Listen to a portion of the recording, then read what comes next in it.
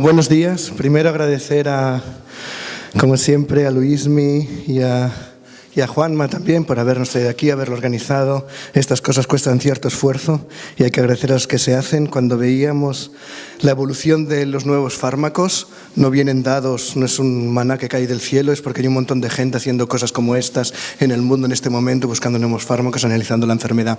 Y yo, de hecho, yo trabajo en el Instituto Catalán de Nanotecnología desde hace 20 años y hace poco abrí un laboratorio en el Hospital Vall d'Hebron para hacer cosas de nanomedicina.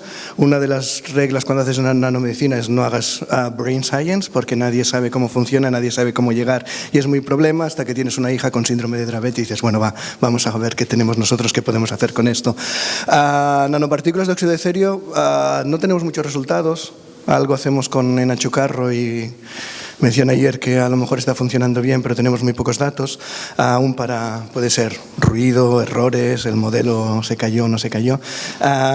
Lo que sí que quería decir es que no es tan raro, ni las nanopartículas ni el óxido de cerio son tan raros. La idea es que el óxido de cerio es un catalizador, no se consume, que degrada radicales libres. Los radicales libres son los que disparan la inflamación y la inflamación produce crisis en nuestros hijos porque cada vez que tienen fiebre acaban convulsionando directamente, con lo cual la relación era muy directa.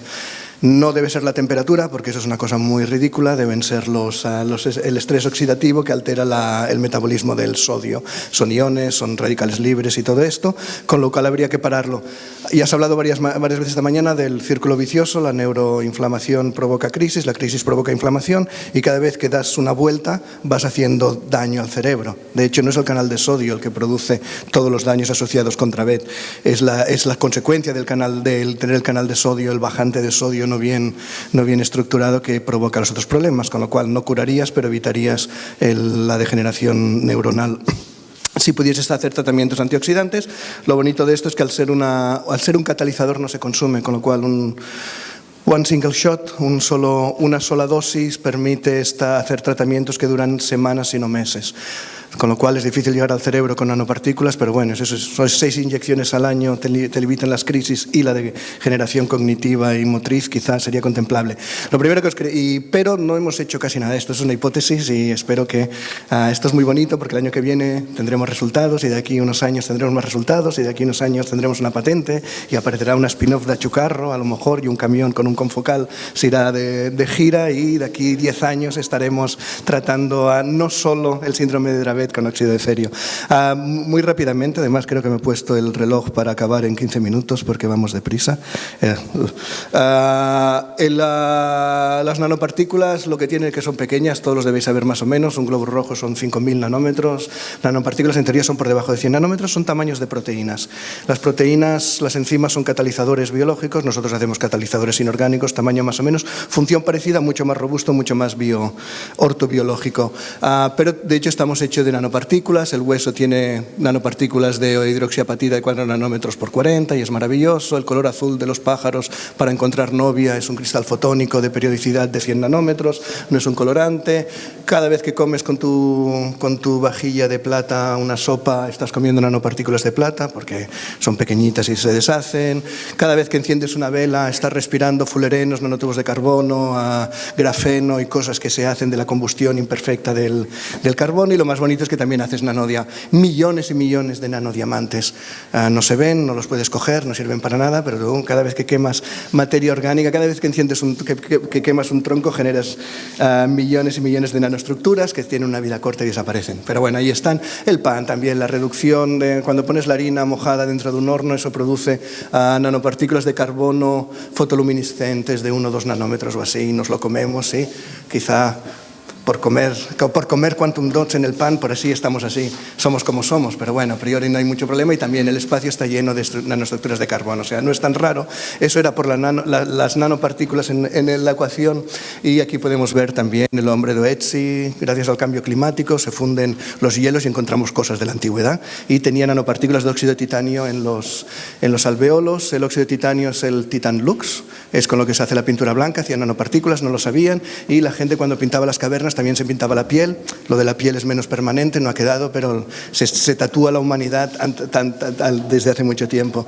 Y Nefertiti también hacía mezclas de aceites y minerales que hacían nanopartículas de 5 nanómetros de sulfuro de plomo, que son una maravilla en microelectrónica, la copa de Licurgus o así. Bueno, cada vez también la contaminación está llena de nanopartículas, de hecho es el PM10 y PM12,5 y todo eso. Nosotros empezamos a trabajar también con cosas de Alzheimer, beta-amiloide, hacíamos hipertermia, la freíamos o así, pero bueno, aquí es cuando abandonamos trabajar con cosas de neurociencia, porque en teoría lo que hacíamos nosotros era, esto es muchísimo más tóxico que el depósito de la placa amiloide, así que no la toques, no la destruyas. Hacías hipertermia, o sea, las partículas son antenas, reciben una onda electromagnética y sin abrir el cerebro la fríes una parte. Esto se utiliza en neuroblastomas de alguna manera. La beta-amiloide sí era muy in vitro, no importa, aquí tenemos el ejemplo y después, bueno, no importa. El óxido de cerio lo tenéis todos, esto de las nanopartículas. El óxido de cerio os parece raro, pues no, todos tenéis muchos millones de nanopartículas de óxido de cerio en el tubo de escape de vuestro coche para promover la oxidación total del monóxido a dióxido. Y esto es lo que al final hace en el cuerpo el CO2. Coge moléculas tóxicas y al oxidarlas las desintoxica. Es divertido porque es un catalizador oxidante que tiene efectos antioxidantes, porque se cargan los radicales libres que provocan la oxidación biológica. Ahí había una confusión, un catalizador de oxidación para antioxidación. Dios mío, es raro. No, está bien. Quema los radicales libres, que son los que disparan la inflamación, la neuroinflamación en este caso. Se utiliza en la industria petroquímica como polvo, está estudiado, no es tóxico, es barato, hay mucho en el mundo y se puede hacer. En el 2003, esta señora es la que empezó a utilizarlo en neuroprotección y en ensayos y en biología, y le fue bien, hizo patentes. En el 2005 publicaron el primer artículo que hay de medicina con cerio protegiendo neuronas, y a partir de aquí empezaron a salir artículos un poco en todo lo que sea. Si tienes inflamación, sea la que sea, le pones óxido de cerio y la inflamación desaparece. Desaparece el estrés oxidativo y eso mitiga la inflamación. La inflamación la dispara el sistema inmune innato, produciendo excesivo estrés oxidativo, y si eso no se acaba bien, entonces viene el adaptativo y todo eso. Es complicado, pero bueno, eso tiene un efecto que salía en todas partes, en el ojo, en la piel, en el corazón, iban pagando en heridas, en isquemia, también en cosas severas, y en todas las partes los resultados eran también bastante, también en neurodegenerativas o así. Se ha estudiado, se ha patentado extensivamente. Estas son las patentes de este señor, solo, en Texas. Esto me lo salto. Lo utilizamos, es también un átomo muy gordo, sirve de agente de contraste. Puedes ver dónde está tu fármaco. Eso es muy guay, porque con los fármacos normales son de la misma composición química que el cuerpo. Analizar dónde está tu fármaco es muy difícil, pero hacer la farmacocinética es complicado.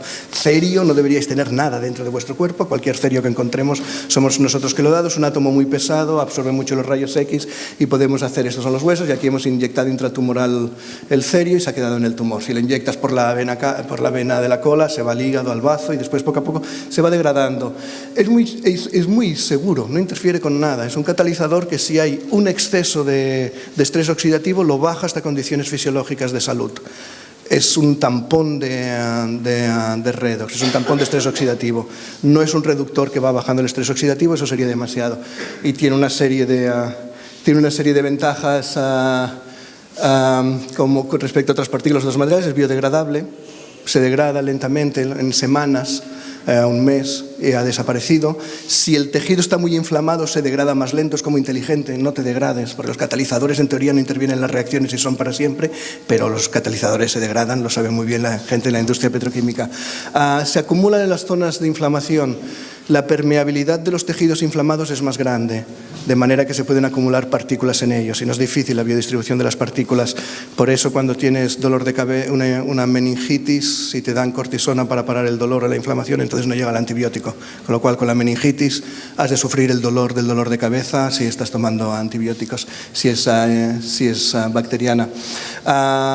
Escatiónicos es interesante, se escapa de los endosomas, esto es sutil a lo mejor, pero también es interesante. Es radioprotector, se propone, porque absorbe radicales libres generados por la radioterapia, absorbe radicales libres generados por los ultravioleta, absorbe radicales libres generados por el agua oxigenada, si lo pones directamente.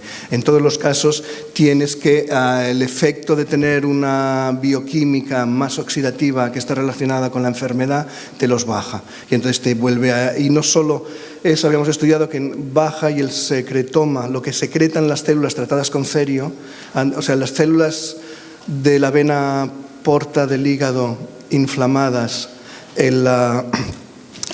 lo que secretan induce una respuesta inmune agresiva defensiva, M1 que se llama. Si las tratas con cerio, lo que secretan le dice al sistema inmuno que deje la inflamación y que se calme y que deje de generar especies de oxígeno reactivas.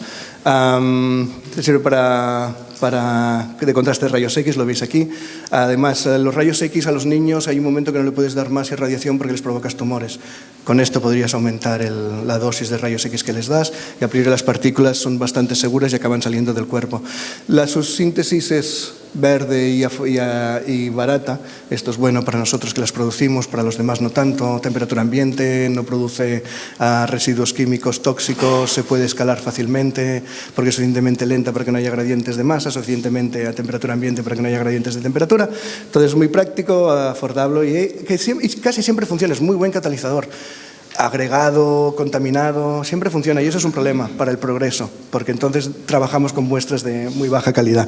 Pero bueno, nosotros lo que hacemos es normalmente lo trabajamos con albúmina, albuminizamos el cerio para que viaje bien dentro del cuerpo. Normalmente la albúmina mata muchos fármacos. El cisplatino, incluso los antibióticos, el CBD, 97% se engancha a la albúmina y no entra en el cerebro. Pero bueno, nosotros lo albuminizamos porque así nos va muy bien y es muy estable y muy seguro.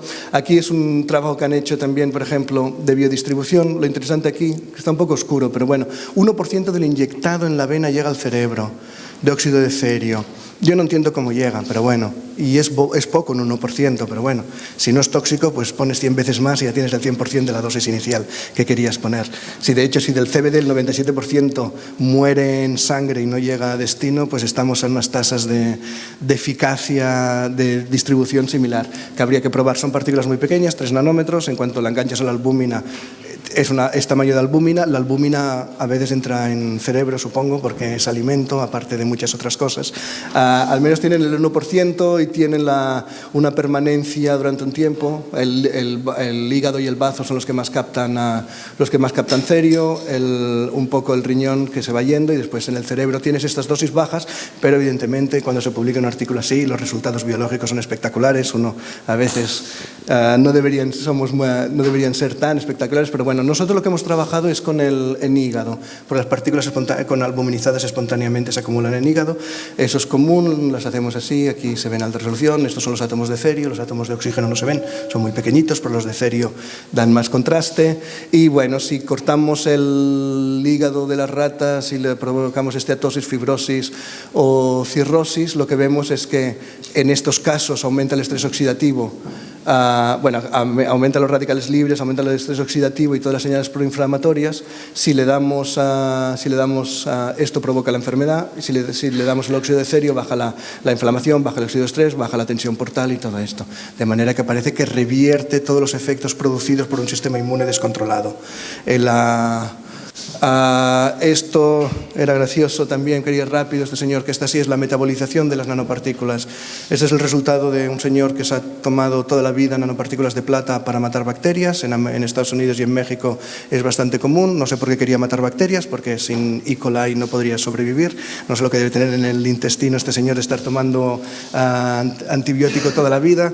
Esto es como la gente que propone la plata como desodorante. Es como si quisiese, o sea, como desodorante yo creo que la penicilina sería fantástico, pero bueno, me parecería muy irresponsable utilizar un antibiótico como desodorante. Pero bueno, lo divertido es que se come la plata reacciona en el estómago, se precipita como cloruro de plata, que se engancha a otro cloro y hace cloruro de plata, cloruro 2, que es soluble, que entra en sangre, empieza a dar vueltas por tu cuerpo, que se reduce por los ultravioleta cuando tomas el sol justo debajo de la piel, y un átomo de plata reducido es muy inestable y se pega un azufre muy rápido, forma argentita y la argentita se deposita debajo de la piel con este color y va oscureciendo al señor, va tatuando desde dentro del cuerpo.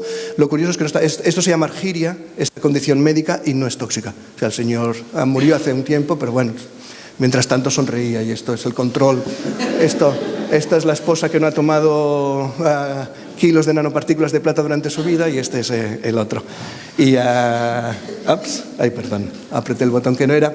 Y ya para acabar, es verdad, normalmente encuentro que intentar introducir nanopartículas en la praxis médica es difícil porque estamos acostumbrados a hacer otras cosas, estamos acostumbrados a poner anticuerpos o sustancias naturales, pero bueno, la verdad es que va habiendo progreso. Si os fijáis, en el 1895 el señor Kelvin, el de los grados Kelvin, dijo que no se podrían hacer máquinas más grandes más pesadas que el aire que volasen. Eso fue 3 años antes de descubrir el motor de explosión. Cuando el que se inventó el motor de explosión dijo volaremos, sin saber cómo, porque habían creado una máquina que generaba más fuerza que su propio peso. De la misma manera, este señor en 1899 dijo, todo era alguien importante de la oficina de patentes, todo lo que se puede inventar ya está inventado. Bueno, han pasado 100 años y creo que se equivocó. Y si seguimos, también en 1905 los aviones son aparatos interesantes, pero no tienen ningún valor militar. Mentira.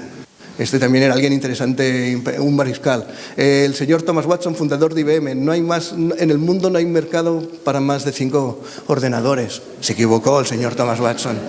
El almirante West y el presidente Truman en 1945, meses antes. Esta es la tontería más grande que nunca se ha dicho. La bomba atómica nunca explotará, y soy un experto en explosivos. Se volvió a equivocar. Ken Olson, el fundador de Dell, no hay ninguna razón para que alguien tenga un ordenador en casa. Pues no sé qué hacemos. Y ya más recientemente Bill Gates dijo 640 kilobytes should be enough for everyone.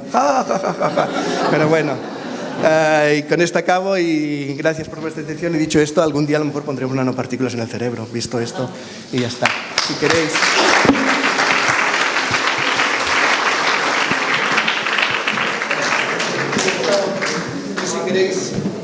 solo decir que esto que he explicado está muy bien divulgado en este artículo publicado por la Universidad Javeriana en Bogotá, y que con Eudal, que está sentado por aquí, y explica un poco lo que os he explicado de manera divulgativa. Gracias. Muchas gracias, Anincha y Víctor. Tenemos un turno de preguntas, unos 10 minutos, para que podáis hacerles preguntas.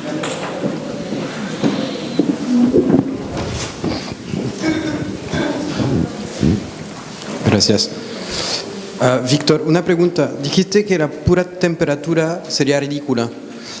Lo que pasa es que con niños a veces, al solo ponerlos al sol, se calientan y hacen crisis. ¿Es porque producen una inflamación en este momento? Sí, yo quería decir eso. Creo que sí. Creo que es la respuesta inmune que produce la insolación.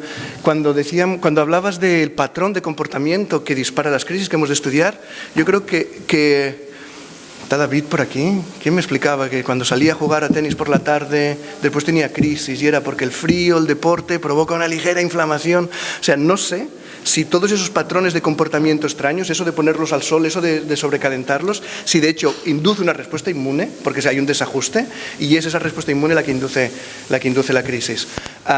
Eso no... Porque de lo que cacho igual en los laboratorios con los ratones o con las moscas, para inducir una crisis le pones calor. Sí, pero las moscas son de sangre fría. ¿Son qué? De sangre fría. A mí si me pones a calor yo sigo a 37, si me pones a 100 grados yo sigo a 36 hasta que reviento o me quedo sin agua para evaporar. Vale. Pero bueno, tampoco quisiera defender eso demasiado, a lo mejor sí que es la temperatura. Yo creo que esto es muy bioquímico, yo soy químico y alteras las reacciones del cerebro, alteras la entrada y salida de sodio así, y la temperatura la tenemos muy bien regulada, yo creo. O sea, la fiebre, además que las crisis las tenemos prefiebre. Mi hija empieza a convulsionar y de aquí 6 horas más tarde le sube la fiebre y se está resfriada o así, muy a menudo. Pero bueno, no quisiera ser categórico sobre esa afirmación, perdón. Gracias. Aprovecho para otra pregunta. Estás hablando a propósito del cannabidiol. Digamos un poco el tema, y hay un poco 2 escuelas de los puros cannabidiol y otros que piensan que es importante tener la planta completa. El problema es que hay muchos estudios de lo que entendemos sobre el cannabidiol puro y sobre el THC. Los componentes, incluyendo THC, hay mucho menos. Hay cosas que fueron vistos sobre eso.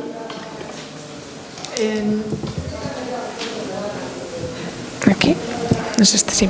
Pues efectivamente, con CBD hay unos cuantos estudios hechos y con THC hay menos estudios, y los que hay sí que se ha visto que el THC es muy efectivo para reducir las convulsiones, pero los estudios que hay se han hecho sobre todo en adultos, no hay estudios en niños. Hombre, pensar que dar un cannabinoide en estadios de desarrollo muy tempranos que van a durar, el tratamiento va a durar largo, mucho tiempo, no sabemos el efecto que puede generar eso a nivel, ¿no?, cognitivo, a largo plazo. Entonces, bueno, yo creo que lo interesante sería hacer estudios con compuestos cannabinoides, pero a lo mejor con compuestos cannabinoides que no sean psicoactivos. La planta de cannabis también tiene muchos terpenos, que son otros compuestos que muchas veces suelen ayudar mucho a los efectos beneficiosos que acompañan al THC. A lo mejor habría que hacer más estudios con CBD, por ejemplo, y con con otros compuestos que ayuden, digamos, a su efecto, pero que no sean psicoactivos, como por ejemplo diferentes terpenos. Que no se unan, incluso que se puedan unir a receptores cannabinoides, pero no al tipo 1, que es el que produce la psicoactividad, pero sí al tipo 2, que es el que se cree que se sabe que es antiinflamatorio. Última. ¿Hubieron ensayos sobre cannabidiol en primera intención, no después de 1, 2, 3 o 4 medicamentos que ya están tomando los niños o los adultos? No, yo creo que todo lo que está aprobado es con niños que ya han estado previamente tratados y han accedido a ello como algo casi desesperante, ¿no?, de desesperación, que han accedido al cannabis medicinal. Y yo creo que los ensayos clínicos todos tienen fármacos, o sea que no hay un tratamiento que sea puro con CBD. De lo que entiendo, tiene resultados que son hasta mejores que el stiripentol cuando salió. Sí, los estudios que hay muchas veces se equiparan a los que hay, ¿no?, con estiripentol o con otros. En ocasiones incluso lo que se ha visto en estudios es que lo que permiten es reducir la dosis de antiepilépticos convencionales. O sea que, bueno, algo está haciendo, no sabemos muy bien qué, pero el CBD es una molécula muy pleiotrópica, se puede unir, se puede hacer muchas cosas, y lo interesante es saber qué es lo que hace, cuál es la diana, para a lo mejor generar fármacos que directamente vayan a esa diana y tratar, pues tratarlos desde esa nueva diana terapéutica que todavía, pues a lo mejor, pues podría ser buena y no la conocemos. Una pregunta más. Por lo que comentabas justo de los ensayos con cannabidiol, al final un poco es como que estos ensayos que se han hecho han sido la puerta de entrada, y normalmente si ya hay tratamientos aprobados para una enfermedad no puedes poner ese único tratamiento nuevo sin apoyarlo con los tratamientos que ya existen y sin compararlo con los tratamientos que ya existen, porque no sería ético. Pero probablemente después de esta puerta de entrada que han demostrado que puede servir, en el futuro seguramente se harán estudios más centrados en solo el cannabidiol, etcétera. Y en cuanto al debate de la temperatura, por aportar un poco a la discusión, por ejemplo, bueno, sí que está demostrado que, por ejemplo, en vacunas, incluso en ausencia de hipertermia, de fiebre, hay crisis. O sea que obviamente la inflamación, independientemente de la temperatura, altera y produce crisis. Pero, por ejemplo, ahora aprendemos mucho de nuestros pacientes y de los padres de los pacientes. Y tenemos un paciente que su madre es ingeniera y le ha puesto un dispositivo de temperatura continuo a su hijo, y entonces ha estado midiendo cómo es su temperatura a lo largo de todo el día. Tiene un hermano prácticamente de la misma edad, sin Dravet, y se lo ha puesto también al hermano, y ha visto cómo es el perfil de la temperatura a lo largo de todo el día. Y lo que ve es que su hijo con Dravet tiene bandazos de la termorregulación brutales. Es decir, que la termorregulación cambia también. O sea que probablemente será una mezcla de ambas cosas, ¿no? Sí. Probablemente todo contribuye. Esta mañana nos decían también que creo que el síndrome de Dravet tienen problemas de control de temperatura. Sí, lo ha comentado Rocío. Teníamos, conozco un niño que nunca había, en 2 años no ha tenido fiebre, nada, y ahora está en urgencias, lleva 39 3 días y no consiguen bajársela. Y tiene síndrome de Dravet. Y tiene desregulado el... Pues muchas gracias, Víctor y Anincha. Y pasamos, bueno, os vais a llevar el premio porque nos habéis permitido recuperar algo de tiempo. Vamos a ver cómo se portan los siguientes. Tú no sabes la presión que nos han hecho en la pausa café. ¡Es rápido, es rápido!